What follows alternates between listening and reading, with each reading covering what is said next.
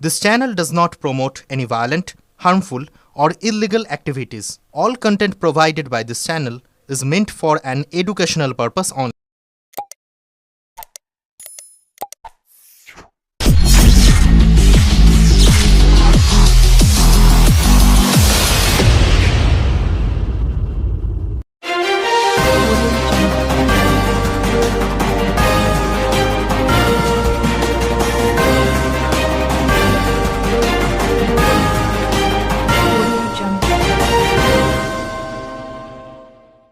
রাস্তার ট্রাফিক নিয়ম সম্পর্কে সাধারণ মানুষকে সচেতন করতে রাজ্যের মুখ্যমন্ত্রী মমতা বন্দ্যোপাধ্যায়ের ছবিসহ একটি বিশেষ ট্যাবলো নিয়ে হুগলির আরটিও অফিসের সামনে পৌঁছলেন পরিবহন দপ্তরের কর্মীরা। এই উদ্যোগের মাধ্যমে রাজ্য সরকার সড়ক নিরাপত্তার উপর গুরুত্ব আরোপ করতে চায়।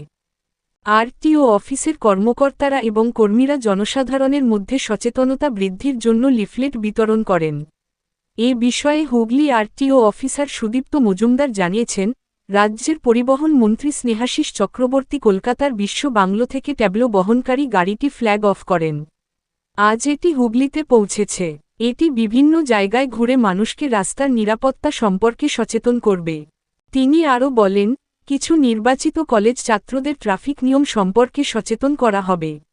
পাশাপাশি সেফ ড্রাইভ সেভ লাইফ কর্মসূচির আওতায় শহরের বিভিন্ন মোড়ে মোড়ে সাধারণ মানুষকে সচেতন করা হবে। এই উদ্যোগের মাধ্যমে রাজ্য সরকার আশা করছে যে সড়ক নিরাপত্তা সম্পর্কে আরও বেশি মানুষ সচেতন হবে এবং দুর্ঘটনা কমানোর জন্য সক্রিয় ভূমিকা নেবে।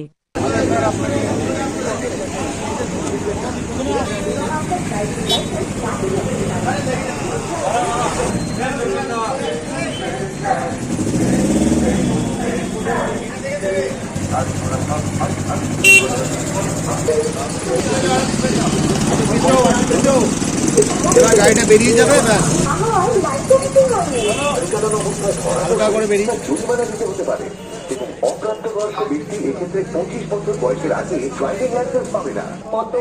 পশ্চিমবঙ্গ সরকার দ্বারা জনস্বার্থে প্রচারিত।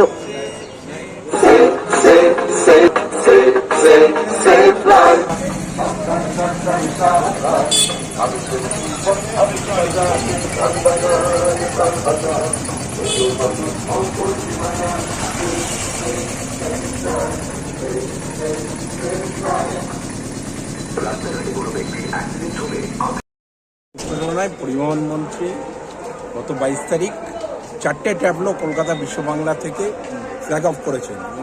এই ট্যাবলোগুলো গোটা ওয়েস্ট বেঙ্গল প্রতিটা আরটিও অফিস এবং প্রতিটা সাব ডিভিশনে ঘুরে বেড়াবে এবং আমাদের অফিসগুলো থেকে লোকাল অফিসগুলো থেকে এটা অপারেট হবে সেফ ড্রাইভ সেভ লাইফ, মানুষের জীবন বাঁচানোর জন্য, আস্তে সাবধানে গাড়ি চালানোর জন্য মানুষকে একটা বার্তা দেবে।